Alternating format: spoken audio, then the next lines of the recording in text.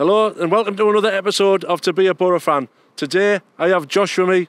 Josh, who was recently moved back to Teesside from Stockport. Josh, welcome to Boro Fan TV, mate. Thank you very much. It's good to be on here. Like you say, you're one of the younger people we've had on at the moment, so like you say, most probably over recent history. Yeah, I've seen quite a lot of the games, so I've been able to experience us winning the cup. That was something that I'll never forget, and getting to the Europa League final, which was a shame that we got smashed, but it was a great time to be alive. Right, Josh, why are you a Boro fan? I'm a Boro fan because of all the passion that us fans hold, and when we get in that stadium, it's a fortress. The atmosphere is amazing, the people that you meet are just so friendly, and it's just great to support Middlesbrough Football Club. Josh, who was your all-time favourite Boro player? Juninho, one of the best. As soon as he signed, I just instantly fell in love with the guy. He loved Middlesbrough just as much as the fans did, and seeing him tearing it apart in midfield and scoring goals was the best thing. Which period did you like best about Juninho? His first, his second, or his third? It's a tough one.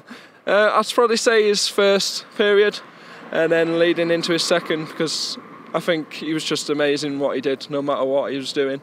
Right, Josh, what's your all-time favourite Boro game? I'd say the one against Stowe Bucharest here at the Riverside, when we went 1-0 down, and then we came back and won 4-1. Hasselbank scored an absolute worldie on that night, and Massimo Macaroni did it again. That was probably one of the best nights ever. How good was Jimmy Hasselbank and Mark Viduka up for the Boro in that season? That was probably one of the strongest strike forces I think we've had in a long time. Jimmy could hit it from wherever he wanted, and we knew it was going to go in the back of the net. And Viduka was just brilliant. He held up the ball well. He was dead tall, so it was good to always get the balls into the box because you know it was going to hit Viduka. But yeah, that strike force was amazing. Like you say, Viduka, for a big guy, once he had his back to goal and the ball at the feet, there was no one going to get anywhere near him. No, he held it up perfectly, and you just knew as soon as he took that touch off his chest onto his feet, he was going to turn and he was going to put it in the back of the net.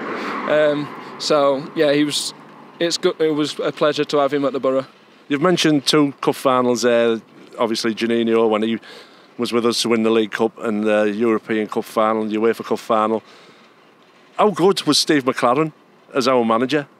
He was brilliant. You know, he did the job that we didn't think anyone could do. I mean, he's been the assistant coach under Fergie, so he's got all that experience, and for him to come to Middlesbrough and do what he did was amazing. Right, Josh, what was your all-time favourite goal you've seen somebody score for the Boro?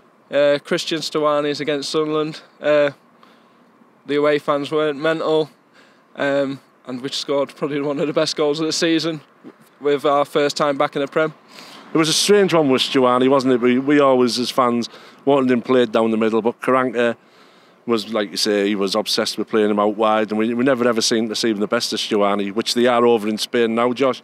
Yeah, it's probably one of the biggest mistakes we've made, letting that lad go. We loved him as fans here, and as you said, it would have been nice to see him in his position that he's played for all his life, instead of putting him on the wing all the time. But even when we did put him out there on the wing, he was scoring belters like he did against the Mackham, so it's great. Right, Josh, what is your favourite Boro away day? Well, I've not been to many away days due to money, but I'd probably say the one against Bolton from promotion. That was the best away day on my birthday, and we beat Bolton to know that we were going to go up. That weekend was amazing. The fans were ecstatic that day.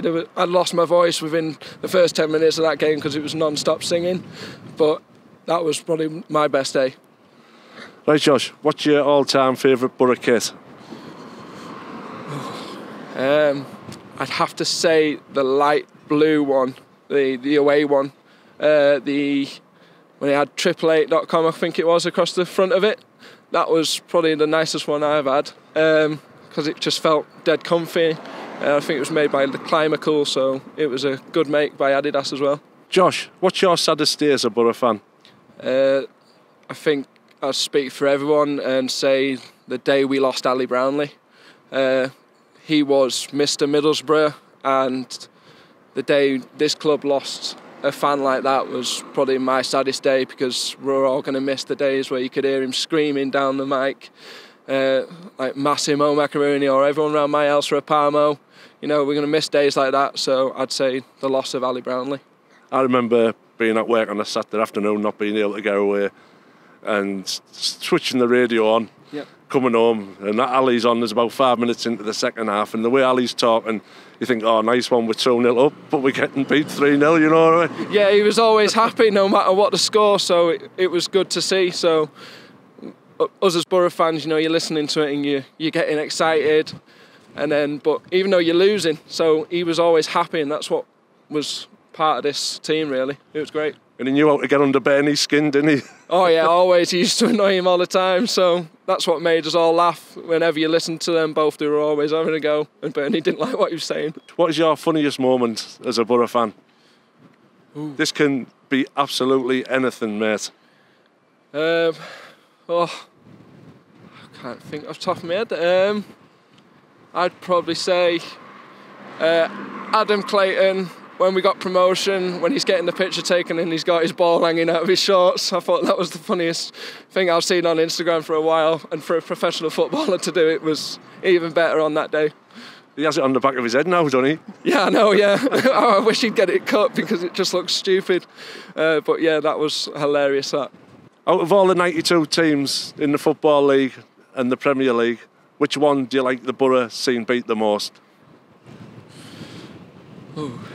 It's going to probably have to be Leeds, because, you know, no one likes them. So if you can get another hand on them and get the points, then that's the best feeling of beating Leeds.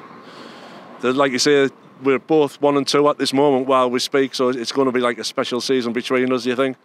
Yeah, I think it's going to be. It's one of those seasons you can't tell who's going to be winning it at the moment. You know, it's that close. You can look at 13th position, and I think it's like 6 points between the top 2 and 13th position, so that's how close it is in this league. But you'd still like the Boro to be top and Leeds third? Oh, I'd still like us to win the league and see them just crash and fall like they always do near Christmas time. And Josh, final question. What makes our club special? The fans. The fans make this club. The atmosphere that we can bring to this stadium as well as away stadiums is unreal, and you know, you say it's got to do with all these bigger clubs that will make it bigger, but you know, we're a small club, and this atmosphere that we can bring is absolutely outstanding. I wouldn't change it for the world. Josh, thanks for coming on to be a Boro fan. No worries.